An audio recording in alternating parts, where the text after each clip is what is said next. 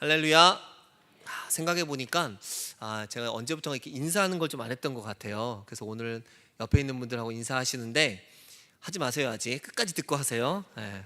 제가 멘트 드리지 않습니다. 제가 자주 하던 건데 이렇게 얼굴 한번 보세요. 지금 빨리 5초 드릴게요. 하나, 둘, 셋, 넷, 다섯. 됐습니다. 자, 이제 마음을 잘 가다무시고 언어 잘 선택하셔야 돼요. 보시면서 제일 좋았던 거 칭찬 한마디 하세요.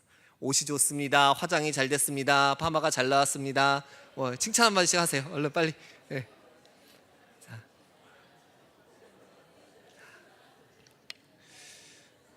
오늘따라 왜 이렇게 이쁘세요? 뭐 이렇게 하면 되잖아요. 네. 예전에는 안 이뻤다는 얘기인가요? 그럼 예전에 이뻤는데 오늘 더 이쁘시네요. 우리 목사님들 사모님들한테 잘 얘기하세요. 자, 그래요. 우리가 참 이 시대가 점점 우울해져 가는 시대인 것 같아요. 여러 가지로 힘들고 어렵고 문제들이 생기고 사람들은 참을성이 없어지고 그러다 보니까 좋은 말보다는 그냥 불평, 불만, 자기의 감정을, 특히 요즘 시대는 더 그런 것 같습니다. 자기의 감정을 그냥 있는 그대로 드러내는 그런 시대. 그걸 좋은 말로 사람들은 정직하다라고 표현을 하는데 그게 정직이 아니라 그냥 자기 마음대로 하는 그런 시대가 되었다라는 거죠. 그럴 때일수록 우리가 조금 더 남을 배려하고 우리가 사람들의 좋은 모습들을 좀 더 찾고 또 그렇게 또 고백할 수 있는 우리들이 됐으면 좋겠습니다. 특별히 오늘 양육위원회 또 우리 헌신예배에 참여하는 또 저와 여러분 모두에게 또 하나님께서 이런 귀한 은혜를 이렇게 부어주시기를 소원합니다. 한 가지 더 말씀드리고 싶은 것은 이제 우리 담임 목사님 이제 2주 남았습니다.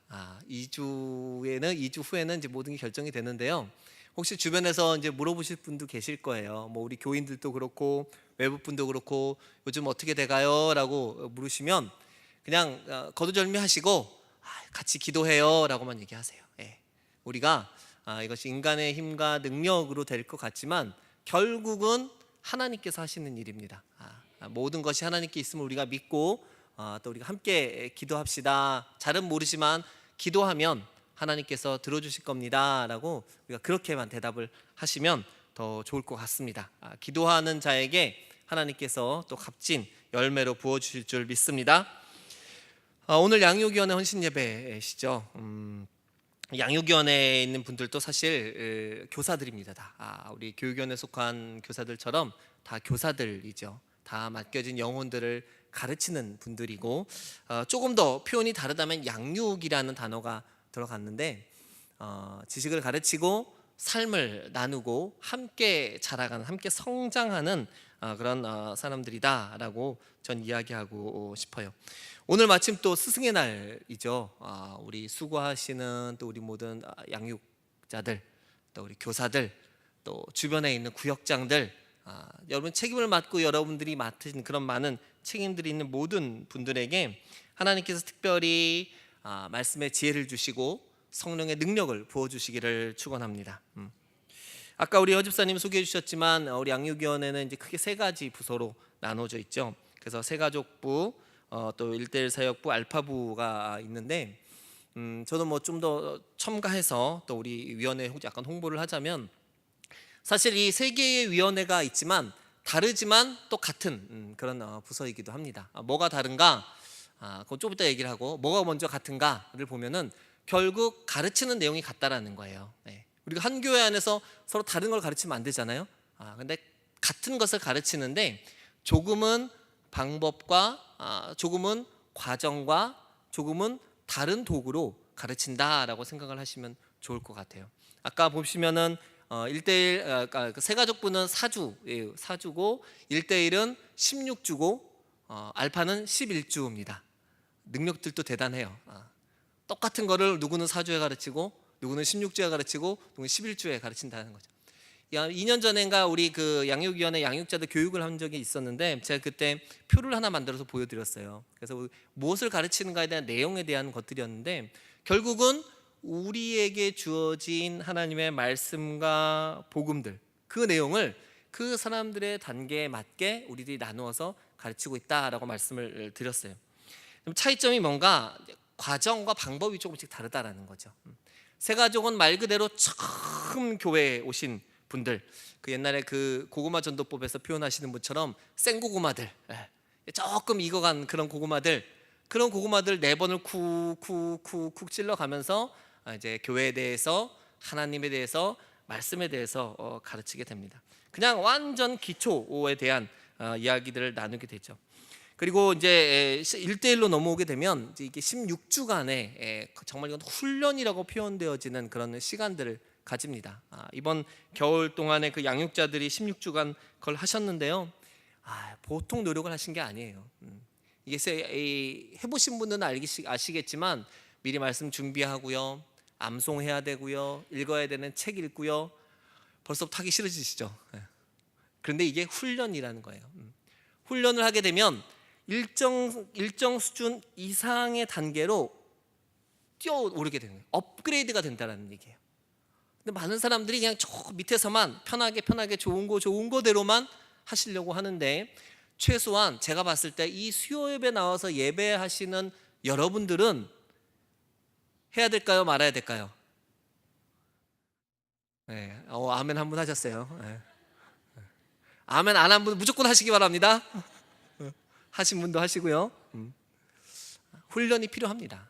그리스도인으로서 우리가 살아가는데 중요한 훈련의 과정이 이 1대1의 시간이다라고 생각을 하시고요. 이 시간이 결단코 아깝지 않은 시간이 될 것이다라고 생각을 합니다. 그렇게 믿습니다. 조금 많아졌네요. 그리고 또 하나 이제 알파부가 있죠. 좀 1대1과 알파가 약간은 성격이 상반적이다라고 표현을 하고 싶어요. 1대1은 조금 더 지적인 훈련이고, 조금 더 그런 말 그대로 훈련이란 차원으로 들어간다면, 알파는 뭐라고 표현할까요? 그냥 기쁨이에요. 재미예요. 체험이에요. 저는 그렇게 표현을 해주고 싶어요. 제가 알파 할 때마다 알파 담당이니까 알파 할 때마다 외치는 말이 있어요. 혹시 아시는 분도 있을 텐데 기억하지 않으시는 분도 있을 거예요. 따라 한번 해보세요. 위장 충만, 성령 충만. 우리 중앙 알파 제일 최고가 밥이 맛있습니다. 밥을 잘 먹어야 돼요. 그래서 배부르게 먹으면요, 거기에 성령의 충만한 은혜도 있습니다.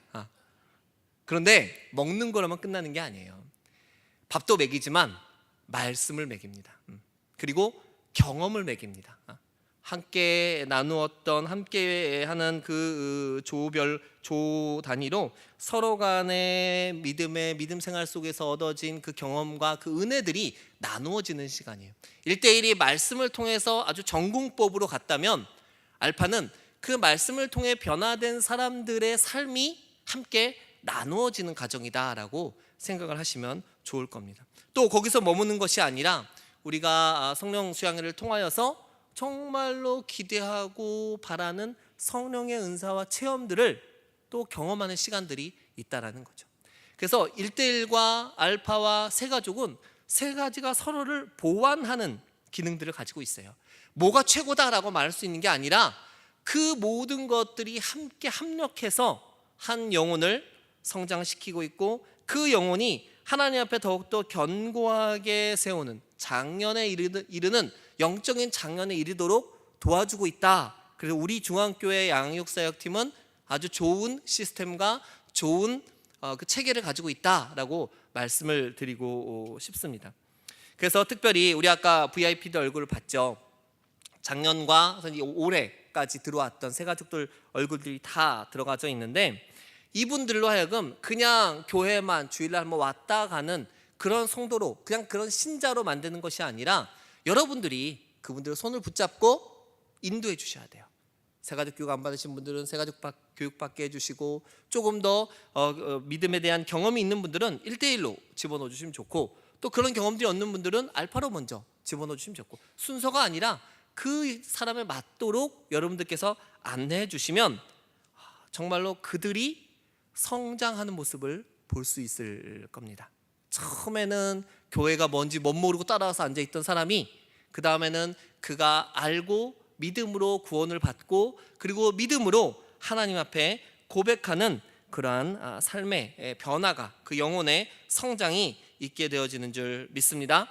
그래서 오늘 단순히 양육위원회뿐만이 아니라 특별히 양육위원회 그 일을 맡아서 하시는 전문 사역자들이시고 이외에 앉아 계신 여러분들께서는 그분들을 끌고 오셔야 돼요. 끌고 오세요. 그냥 인격적으로 하지 마시고 끌고 오세요. 그냥 끌고 오셔요. 그냥 가자 그러면은 안 갑니다.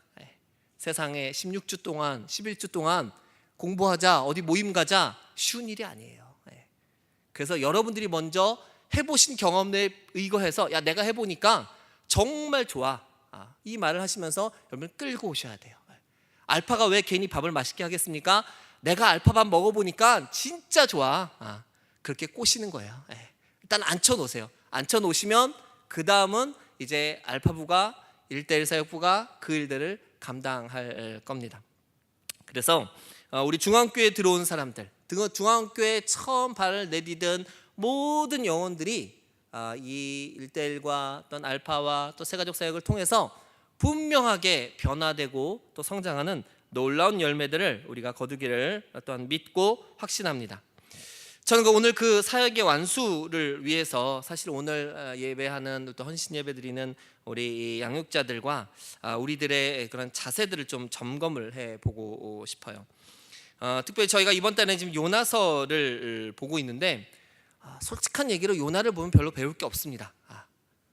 그래서 오늘 제가 제목을 요나의 탐구라고 제목을 잡았는데 사실 이게 줄임말이에요. 조금 더 감추어진 제목을 보면은요, 요나를 반면교사 삼는 탐구가 원래 제목입니다. 근데 제가 봐도 조금 이게 어색하더라고요. 그래서 그냥 요나 탐구라고 잡았는데 오늘 우리가 요나의 본문을 보고 요나라는 인물을 살펴보지만 그가 우리에게 주는 긍정적인 측면도 있겠지만 그거보다는 그러나 부정적인 모습으로서의 요나가 사실 더 많이 보여지고 있다라는 것이죠. 그래서 그 요나의 모습들을 우리가 반면교사 삼아서 그렇다면 우리가 양육자로서 사람들을 인도하는 사람들로서 또 때로는 사람들을 가르치는 사람들로서 어떻게 어떠한 모양으로 어떠한 자세로 세워져야 되는가에 대한 그런 이야기들을 조금 나눠보고자 합니다. 자, 본문 속에서만 보아도요, 이 요나라는 인물 자체는 뭐 제가 여러 가지 배경적인 요소들을 다 일단은 제하고요, 그냥 우리가 보여지는, 그냥 직관적으로 보여지는 요나라는 그 인물들을 보면 굉장히 그 특성들을 우리가 쉽게 볼 수가 있습니다. 요나가 꽤 우리 믿는 자들에게 유명한 인물이죠. 어린 아이들도 알고 있는 유명한 인물인데, 그런데 요나가 잘해서 유명한 게 아니라 요나가 실수하고 잘못된 행동 때문에 더 유명하다라는 겁니다. 어떤 주석서에 보면은요 이렇게 표현이 되어져 있더라고요. 요나에 대해서 이 사람은 부정적인 모범생이다라고 해요.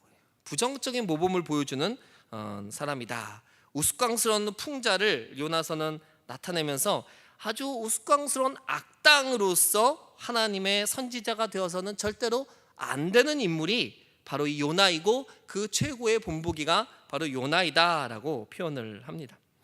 요즘 말로 표현을 하면 요나는요 모든 선지자들 가운데서 가장 자유로운 영혼을 가진 사람이었던 것 같아요. 하나님 앞에 겸손하거나 하나님을 두려워하거나 하나님을 경외하거나 이런 모습보다는 그냥 자유롭게 어떻게 해요? 자기 하고 싶은 대로, 내가 가고 싶은 대로, 내가 원하는 대로 행동했던 바로 인물이 이 요나가 아닌가. 그 참 이 사람의 장점이라면 초지일관 그렇게 했다는 거예요. 처음부터 끝까지 자신의 흐름을 놓치지 않고 계속해서 마지막까지 그런 모습을 가지고 갔다라는 거죠. 어쩌면 이런 인물이 정말 하나님의 선지자였던가라는 그런 의문점을 제기할 수도 있을 겁니다. 요나를 보면 그런데요, 반면에 우리가 하나님을 생각해 보면 또 이런 은혜가 되더라고요. 이런 사람도 하나님이 쓰시는구나. 대적도 아니고요, 선지자로 불렸지만 자유로운 영혼의 그 선지자인 요나까지도 하나님께서 사용하시는구나라는 거예요. 오늘 요나서 3장 4절에 보면은 이런 표현이 되어져 있습니다. 40일이 지나면 니느웨가 무너지리라. 이게 뭐예요? 요나가 우여곡절 끝에 니느웨 성에 들어가서 그가 3일 밤낮으로 외쳤던 이야기입니다. 그 자유로운 영혼인 요나가 3일 동안 외치니까 어떤 일이 일어났어요? 우리가 선지서에서 볼 수 없었던 아주 놀라운 영적 각성과 부흥이 니느웨에 일어났다는 거예요. 또 이렇게 생각할 수 있겠죠. 하나님이 이런 사람도 쓰시는구나. 앞에서 우리가 아모스도 보았고 요엘도 보았고 많은 선지자들을 봤지만 그들의 외침 가운데 그 외침을 듣고 변화된 사람들이 있었습니까? 그 이스라엘 백성들이 변화하고 회개하고 하나님 앞에 돌아왔습니까? 하나님의 말씀을 듣고 순종했고 그렇게 외쳤던 사람들이 다 하나님을 여전히 떠났고 결국은 징계의 이야기를 들었음에도 불구하고 돌아오지 않았는데, 이러한 요나의 외침 소리 가운데 니느웨가 돌아왔다는 사실이에요. 참 알 수 없는 하나님의 그 계획하심인 것 같습니다. 우리가 가질 수 있는 소망은 하나님이 하시면 그 어떤 사람도, 악인도, 하나님을 거부하는 사람도, 하나님의 반기를 드는 사람도 하나님이 사용하시고, 역시 역사를 이끌어가는 분은 어떤 사람이 아니라, 잘 배운 사람이 아니라, 많은 것들을 행한 사람이 아니라 역시 하나님이시구나라는 것을 우리가 알게 됩니다. 그렇다고 우리가 요나를 따라갈 수는 없잖아요. 요나가 했던 것처럼 나도 그럼 자유로운 영혼처럼 살래요. 나도 하나님 말씀 안 듣고 내 마음대로 할래요. 나도 그럼 하나님께서 쓰시겠죠? 제발 그러지 마십시오. 그냥 요나일 뿐입니다. 요나의 모습일 뿐입니다. 우리에게 필요한 것은 이 요나를 아까 말씀드린 것처럼 반면교사 삼는 지혜가 필요합니다. 요나를 따라가는 것이 아니라 요나와 반대로만 하면 우리는 하나님 앞에 더 큰 상급을 받을 수 있는 자들이다라는 사실들을 여러분 먼저 꼭 기억하셨으면 좋겠습니다. 오늘 가실 때 나도 요나처럼 살아야지가 아니라 요나가 한 것에 반대로만 하면 나도 하나님이 크게 사용하시는 하나님의 귀한 일꾼으로, 양육자로 쓰임받을 수 있겠구나, 이런 생각을 가지고 돌아가시기를 바랍니다. 요나를 조금 더 살펴볼 필요가 있어요. 요나는 어떤 사람이었던 것 같아요, 여러분? 그냥 이기적인 사람이었어요. 아무리 살펴봐도 그냥 그는 이기적인 사람이었습니다. 1장 3절에 한번 보면은요, 그러나 요나가 여호와의 얼굴을 피하려고 일어나 다시스로 도망하려 하여 욥바로 내려갔더니 마침 다시스로 가는 배를 만난지라 여호와의 얼굴을 피하여 그들과 함께 다시스로 가려고 백삭을 주고 배에 올랐더라. 자그마치 요나는요, 하나님의 명령에 반기를 든 사람입니다. 대놓고 도망친 사람이었다는 사실이에요. 왜요? 왜 그랬을까요? 첫 번째 이유는 그냥 가기 싫었을 거예요. 두 번째는 아마 무서움이 있을 수도 있을 거예요. 여러 가지 이유가 있었겠죠. 그러나 제일 그가 이렇게 도망하려고 결정한 가장 중요한 이유는요, 그냥 자기 생각이었다는 거예요. 내 생각에 이거는 불가능한 일이야. 하나님이 니느웨로 가라고 했지만 그러나 그거는 불가능한 일이야. 안 될 일이야. 사람들이 듣지 않을 거야. 오히려 내가 해를 당할 거야 라는 그런 마음에 그는 그냥 하나님의 눈을 피할 수 있다는 그 믿음 하나만 가지고 도망갔다라는 겁니다. 굉장히 자기만을 생각한, 자기의 생각이 우선이 된 바로 그런 이기적인 사람이었죠. 하나님 앞에서 이때까지 그렇게 불순종을 했던 사람들 모두 어떻게 됐습니까? 하나님이 그 불순종한 사람들을 어떻게 만드셨습니까? 정말이지 선지자의 이야기이기에 그가 마지막까지 목숨을 구할 수 있었지만, 그러나 보통의 사람들이었다면, 성경의 다른 구절들을 찾아본다면 하나님 앞에 대적한 사람들의 결과는 죽음이었습니다. 어쩌면 따지고 보면 요나도 죽었다라고 말할 수도 있을 겁니다. 아니, 사실 요나도 죽었습니다. 어디서 죽었어요? 물고기 뱃속에서 이미 죽었던 것이죠. 이미 그가 살아왔던 그 삶 모든 것들을 버리고 그가 물속에 들어가면서, 그리고 그 고기 뱃속에서 3일을 지내면서 그는 아마 통안의 회개를 했을 겁니다. 아쉽게도 그거에 대한 이야기는 길게 나오지 않네요. 그러나 2장 6절에 보면 그가 이렇게 표현을 합니다. 내가 산의 뿌리까지 내려갔사오며 땅이 그 빗장으로 나를 오래도록 막았사오나.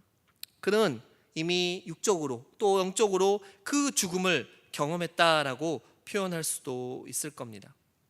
결단코 자기만을 아는 사람, 이기적인 사람은요, 승리할 수가 없습니다.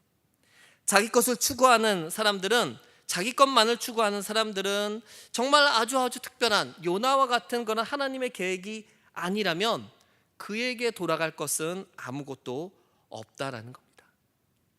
그가 찾고 구할 수는 있겠죠. 그냥 땅의 영광, 땅에서 받는 박수로 모든 것이 끝나게 될 것이라는 겁니다. 영원한 하나님의 나라에서 하나님이 갚아주시는 것은 아무것도 존재하지 않는다라는 거죠. 또 요나는 어떤 사람이었을까요? 제가 봤을 때는 매우 다혈질적인 사람이었던 것 같아요. 물론 이기적인 것과 연결이 될 수도 있는데요, 오늘 보면 4장 1절만 보면은요, 이렇게 나옵니다. 요나가 매우 싫어하고 썩내며. 여러분, 제가 발음을 좀 세게 했어요. 썩내며. 너무 싫어하면서 화를 냈다라는 거예요. 그 2절을 보면은요, 좀 긴데요, 여호와께 기도하여 이르되 여호와여, 내가 고국에 있을 때 이러하겠다고 말씀하지 아니하였나이까. 더 읽겠습니다. 그러므로 내가 빨리 다시스로 도망하였사오니 주께서는 은혜로우시며 자비로우시며 노하기를 더디하시며 이내가 크시사 뜻을 돌이켜 재앙을 내리지 아니하시는 하나님이신 줄을 내가 알았음이니이다. 제가 아까 잘못 말했나 봐요. 아마 요나는 하나님의 성품을 다 알고 있어서 내가 가면 하나님의 심판이 임하지 않을 겁니다. 하나님 그 사람도 어차피 용서해 주실 거잖아요. 하나님 어차피 그 없던 일로 만드실 거잖아요. 그 말 가운데 숨어있는 감정이 있어요. 뭐가 있을까요? 아까 이기적인 사람이라고 했죠? 그러니까 날 왜 이렇게 고생시키세요? 이래서 내가 안 온다고 했잖아요. 내가 하나님을 하루 이틀 압니까? 하나님 행하신 거 내가 모릅니까? 왜 나를 굳이 여기까지 불러가지고 이 고생을 시키십니까? 어차피 돌이킬 거, 어차피 징계하지 않을 거, 그냥 그 가까이 있는 사람 불러서 하시지 왜 멀리 있는 나까지 불러서 이렇게 하십니까? 라고 하나님 앞에 그가 성을 내었다라는 겁니다. 분노했다라고 이야기를 하는 거죠. 자기 지나온 길을 생각해 보니까 이기적인 사람이에요. 너무너무 짜증이 나고 화가 났던 것 같아요. 다시스로 도망하던 일, 그 도망한 가운데 그 긴박함과 그 두려움, 풍랑 속에 바다 속에 던져질 때의 그 두려움, 파도가 막 치고 있을 때 그 바다에 던지려고 할 때 그 눈앞에 보이는 그 삶의 마지막이라는 그 두려움이 그를 사로잡았을 거예요. 또 아무 빛도 없었던 물고기 뱃속에서의 그 깜깜한 3일, 그리고 올라와서 회개하고 올라와서 니느웨에서의 그 목이 쉬라 외쳤던 그 3일의 시간들, 그 모든 고생을 생각하면 이 요나의 입장에서 니느웨 하늘 위에 유황이 내리치고 번개가 내리치고 우박이 내리치는 이 종말의 3종 세트가 떨어져야 되는데, 그래야 자기의 고생이, 자기의 수고가 그 대가를 받는 것 같은데 어떻게 해요? 하나님은 10절에 재앙을 내리지 아니하시느니라. 여러분, 화 나겠어요? 안 나겠어요? 솔직하게 얘기해 보세요. 내가 그렇게 고생하면서 와서 말씀을 전했는데 재앙이 내려야겠어요? 안 내려야겠어요? 대답하지 마세요.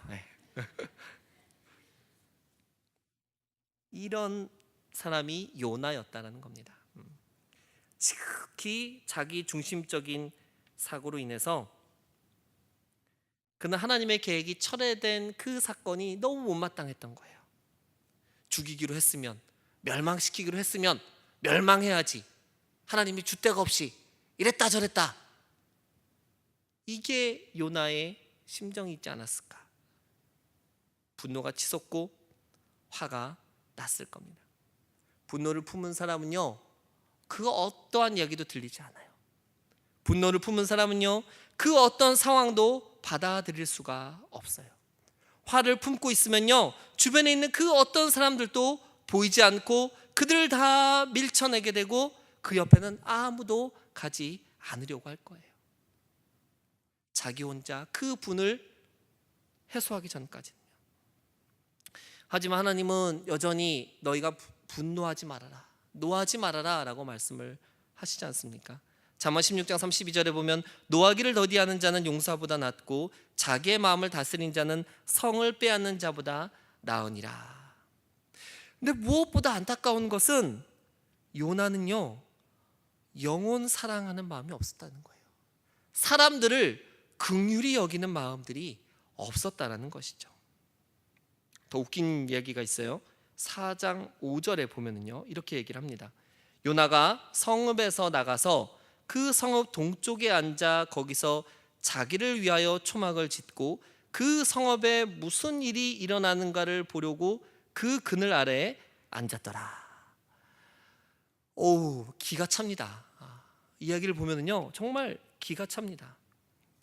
요나의 행동이 정말 이해가 안 가는 것이, 하나님이 멸망하지 않겠다, 이들의 회개하는 소리를 내가 들었고 이들의 그 눈물을 내가 알았기 때문에 내가 이들을 더 이상 멸망시키지 않을 거다라고 말씀하셨어요.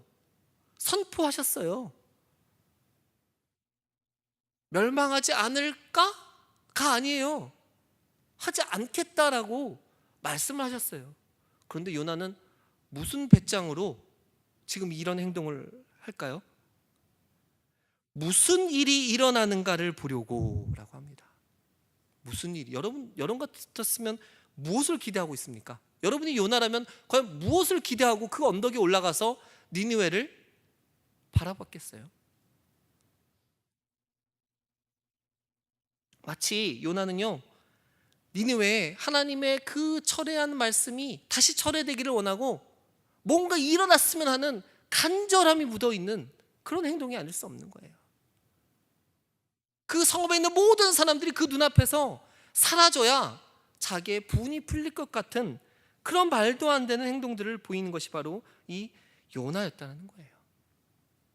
여러분 같았으면 그렇게 고생을 하고 그 어려운 시간을 가져서 목이 쉬어라 니느웨에서 3일 동안 외쳤는데 모든 니느웨 백성들이 하나님 앞에 회개하고 돌아왔다. 좋아하시겠어요? 안 좋아하시겠어요? 질문이 어려우세요? 저 당연한 거죠. 너무 진작에 뭘 것도 이게 또 아리까리 하시죠. 당연히 좋아야죠. 그 고생과 그 어려움의 시간들이 영혼을 살리는 결과를 냈잖아요. 하나님 말씀대로 하니까, 가서 3일 동안 외치니까 그 니느웨 성 사람들이 모두 다 하나님께로 돌아왔어요. 하늘나라에 가면요, 우리가 금면류관을 엄청나게 받을 수 있는 그런 열매라는 거예요. 그런데 선지자라고 하는 요나의 관심은 과연 정말 무엇이었을까라는 생각을 또 한번 가져보게 합니다. 아무리 봐도 그는요, 그렇게 영혼들에 대한 긍휼함을 가진 사람은 아니었던 것 같아요. 그 영혼들을 향한 그 마음들이 없는 사람이었던 것 같아요. 요나의 부족함을 여러분 꼭 기억하시기 바랍니다. 그 부족함이 우리의 반대가 되어야 돼요. 그 부족함을 반대가 저와 여러분의 마음 가운데, 여러분의 삶 가운데, 여러분의 입술 가운데, 여러분의 행동 가운데 드러나야 한다는 겁니다. 영혼을 사랑하지 않는 사람은요, 하나님의 자녀로 살 수가 없어요. 영혼을 귀하게 여기지 않는 사람은요, 영혼을 긍휼히 여기지 않는 사람은요, 하나님의 자녀라, 구원받은 자라 말할 수가 없다라는 거죠. 요나는 우리에게 이렇게 반면교사로서 우리에게 교훈을 줍니다. 그리고 여기에 이 요나의 이야기에 한 가지 더 제가 덧붙여서 하나의 이야기를 좀 더 해보려고 합니다. 그것은 말이요, 그것은 환대라는 단어입니다. 요나의 반대의 삶에다가 숟갈 하나 더 얹듯이 환대라는 단어를 얹고 싶어요. 환대가 뭐죠? 환대가 뭐예요, 여러분? 죄송해요, 질문을 많이 해서. 제가 요즘 유일하게 재밌게 보는 TV 프로가 하나 있는데요, 그게 말 그대로 이 환대의 모습을 잘 나타내 주는 거예요. 외국에서 순례길을 걷는 사람들한테 연예인들이 가서 숙박을 하면서 거기에다 따뜻한 잠자리와 밥을 해주는 거예요. 다른 거 없어요. 잠자리 주고 밥 해주는 거예요. 근데 외국에서 20일, 30일을 걷다가 한식을 만나면 어떨까요? 맨날 스파게티랑 이런 것만 먹다가 뜨뜻하고 얼큰한 국물을 먹게 되면 어떻게 되겠어요? 너무 기쁘겠죠. 그 기쁨을 주는 거예요. 그게 프로그램의 전부 다인데, 그곳에 나오는 순례자들이 있어요. 한 400, 800km 정도 되는 그 순례길을 한 40일 동안 걷는 사람들이 매일이면 어느 숙소인가를 잡아서 하루를 묵어야 됩니다. 때로는 어떤 숙소는 돈을 받은 만큼만 대우를 해줍니다. 또 어떤 숙소는 그 값어치도 못하는 수준의 대우를 받으면서 많은 사람들이 그 순례길을 걷고 있어요. 그런데 그들이 들린 우리 이 한국 그 숙소에 들어갔을 때 그곳에서 그들을 맞이하는 호스트들은요, 다른 거 없어요. 너무 따뜻하게, 너무 아주 최대한의 정성을 다해서 그들의 잠자리를 도와주고 식사를 제공한다라는 사실인 거죠. 먼 이국 땅에서 정말 몇십일 만에 맞이하는 한국인과 한식에 사람들이 너무 기뻐하고, 그리고 자기들이 낸 돈보다 더 풍성한 그 섬김이, 그 대우가 그들의 인생 가운데, 그들의 경험 가운데 굉장히 뿌리 깊게 남을 거라는 모습들인 거죠. 그럴 정도의 모습들, 그게 정말 환대이겠다, 환대라는 것의 표현이 거기에 있겠다라는 생각을 하게 됩니다. 이것에 대해서 누군가가 이렇게 기사처럼 글을 써놓은 게 있었는데요, 그 기사가 사실 너무 좋아서 제가 이야기를 하게 됩니다. 그렇게 경험한 순례길에서의 그 환대가, 그가 얘기하고 싶은 건 그런 것 같아요. 그렇게 그들이 받은 그 순례길에서의 그 고단한 몸을 이끌고 들어가는 곳에서의 받은 그 환대가 거기서 끝나는 것이 아니다라는 거예요. 그리고 지금 당장은 아니겠지만 그 사람의 인생 어디에선가 또 다른 누구에게로 그 환대가 베풀어질 것이다. 소위 환대의 재생산이 일어나게 될 것이다 라는 거죠. 누군가는 정성과 사랑과 정성으로 사람들을 맞이하고 섬겼던 그 행동이 누군가의 인생에 너무 깊은 감동과 강렬한 기억을 남기고, 그리고 그 기억과 감동은 또 다른 사람에게 흘러갈 수 있다라는 거예요. 그게 바로 환대의 재생산이다라고 표현을 한다라는 거죠.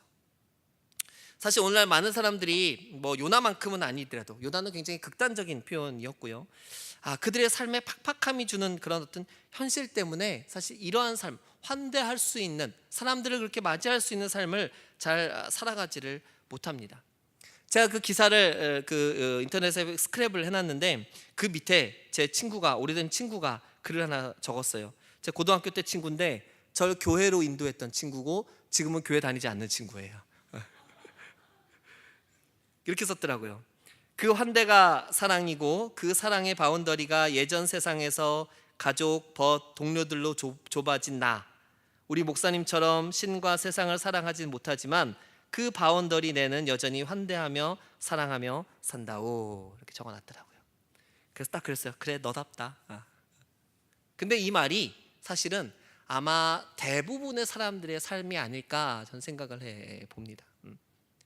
그만큼 우리 삶의 바운더리가 좁아져 있어요. 가족, 아주 가깝게 하는 친구, 벗, 이 정도 수준에서 우리는 서로 환대하면서 그렇게 서로를 섬기면서 살아가고 있는데, 그런데 이것만으로는 안 된다라는 거죠. 누가요? 그리스도인들이요, 믿는 자들이요.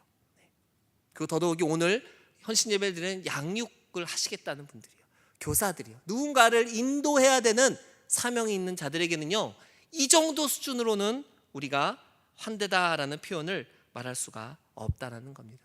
사명이 있다면 이 환대의 범위를 넓혀가야 돼요. 조금 더 넓혀가야 돼요. 그리고 더 넓혀가야 되는 것이 우리들의 사명이다라고 이야기를 하고 싶습니다. 사실 우리가 만나는 모든 사람들, 그리고 나를 포함한 우리 모두는요, 사실 인생의 궁극적인 정체성을 따지자면 우리 모두는 누구예요? 나그네이고 순례자라는 사실이에요. 우리 모두는 순례자로서 이 세상 가운데 왔고요, 그리고 그 순례의 길을 여전히 걷고 있습니다. 하지만 우리가 조금 더 나은 것이 있다면은 우리는 그 나그네 길에서 깊이 있고 회복의 힘을 가진 능력으로부터 우리는 위로함을 받은 사람들이라는 거예요. 환대함을 경험한 사람들이라는 거예요. 우리는 이미 이 나그네 길에서 계속 갈 수 있는 힘을 보유했고 그 힘의 원천이 어디 있는지를 아는 사람들이라는 사실이에요. 또 그 호스트와 함께 우리가 여전히 걷고 있다라는 사실이죠. 그렇다면 우리에게 주어진 사명은요, 내가 받은 그 환대가 나를 통해서 다시 재생산되어져야 된다라는 사실입니다. 어떻게 해요? 우리의 신앙의 교제를 통해서 누군가를 가르치면서 함께 공동체 안에서 교제하면서 우리에게는 그 환대의 재생산에 대한 의무와 책임이 있다라는 사실들을 여러분 기억하시기를 바랍니다. 주일에 만나는 새신자 양육을 받는 이들, 또 1대1을 위해서 양육책을 가지고 열심히 성경책을 가지고 준비해온 그 사람들, 알파를 위해서 목요일 밤마다 함께 만나는 그들을 향해서, 또 하나님 앞에 처음 나오는 그 누군가가 있다면 그들을 향해서 여러분의 환대를 보여주셔야 됩니다. 요나가 이기적인 그 선의 맨 끝에 있다면 우리는 그 끝에 정반대쪽에서 하나님을 향한 그 사랑으로, 영혼을 향한 긍휼함으로 우리들은 서 있어야 됩니다. 인생의 순례길에서 우리의 이웃들이 잠시 우리와 함께 쉬었다 가도록 배려해 주어야 됩니다. 그들을 편하게 해주고요, 그들이 필요한 것들을 우리가 채워주고, 아니 그들이 원하는 그 이상의 것들을 우리가 채워주고 그들을 도와줄 수 있도록 우리가 힘을 길러야 되고 준비해야 되고 또 그렇게 베풀어야 되는 줄 믿습니다. TV쇼에서는 음식을 만들고 청소를 하고 배부르고 따뜻함이 그들의 도구이지만 우리의 환대 도구는요, 다른 게 아니에요. 그리스도의 십자가의 사랑이에요. 우리의 환대 도구는 그 그리스도의 십자가의 희생입니다. 그리스도의 십자가 죽음 후에 보여주는 희망의 부활입니다. 사랑과 희생의 섬김과 부활의 소망이 우리들로 하여금 우리가 만나는 모든 순례자들을 위로하고 그들을 따뜻하게 환대할 수가 있습니다. 환대할 때 우리는 그들에게 어떤 권리를 요구하지 않습니다. 내가 당신을 맞이해줬으면 당신은 나를 위해 이런 걸 해줘야 됩니다 라고 요구하지 않습니다. 그냥 그들에게 우리의 것들을 나누어 주는 것입니다. 모세는 천사들을 환대함으로 큰 은혜를 입었지만 우리 환대의 목적이 은혜가 아니라는 거예요. 복이 아니라는 거예요. 그냥 그 영혼을 향한, 지치고 쓰러져가고 지금 쉼이 필요한 그들을 향해서 우리의 낮아짐과 섬김의 시간들이 필요하다라는 겁니다. 그 섬김을 통해서, 그 환대를 통해서 하나님을 전혀 알지 못했던 세 가족이 하나님을 말할 수 있습니다. 성령의 은사도 모르던 게스트가 기도하던 중에 성령의 놀라운 은사를 체험할 수 있을 겁니다. 말씀 묵상이 힘들어서 매일 버거워하던 동반자가 묵상의 은혜를 깨닫고 말씀의 깨달음에 기뻐하며 감사하는 그 모습 자체에 내가 더 기뻐하고 감사할 수 있는 저 여러분 되어지기를 소원합니다. 그런 양육자들이 되기를 소원합니다. 오늘 하루도 우리가 만났던 사람들, 내일 만나는 사람들, 함께하는 모든 사람들은 또 그들의 순례의 길을 걸어갈 줄 압니다. 그들에게 여러분이 경험한 하나님의 환대와 그 사랑을 보여주시기 바랍니다. 요나처럼 그 이기심은 이제 뒤로 접어버리시고 그들이 기대하지 못했던 말씀으로 위로해 주시고, 그들이 정말 힘들고 어려울 때 함께 그들을 붙들고 눈물 흘리며 함께 기도해 주시고 하나님이 주신 그 은혜로 그들을 감동시킬 수 있는 저 여러분 되어지기를 소원합니다. 우리가 꼭 무엇을 가르쳐서가 아니라 그들과 함께하고 그들을 섬기고 그들을 도움으로써 이 세상에 우리를 통해 하나님이 우리에게 보여주셨던 그 환대가 또 다른 열매로 드러나게 되어지는 줄 믿습니다. 우리 이 자리에 있는 모든 분들을 통해서 우리 하나님 앞에 그 은혜를 경험한 사람들을 통해서 그 계속적인 은혜가 계속해서 재생산되어지고 환대가 드러나게 되어지고 더 많은 사람들로 더 영역을 넓혀서 퍼져나갈 수 있는 귀하고 복된 우리 중앙교회, 또 우리 중앙교회 양육위원회 되어지기를 소원합니다. 이 시간 함께 좀 기도할까요? 하나님, 내가 경험한 하나님이 나에게 보여주신 그 은혜, 하나님의 그 크고 놀라운 하나님의 그 환대가 이제 이 세상 그 누구에겐가 하나님 나를 통하여서 또 나타나게 하여 주시옵소서. 내가 그 은혜를 이제 본받고 그 은혜를 가지고 세상 사람들을 돕기 원하고 믿지 않는 자들을 섬기기 원하고 그들에게 그 은혜를 전하기 원합니다. 내가 연약하지만 부족하지만 나의 작은 입술을 통해서 그들과 함께 하나님을 주신 그 은혜를 나누기 원합니다. 하나님 나를 도와주시옵소서. 나를 통하여 하늘의 은혜를 허락하여 주시옵소서. 이 시간 우리 주여 한번 외치고 함께 기도하겠습니다.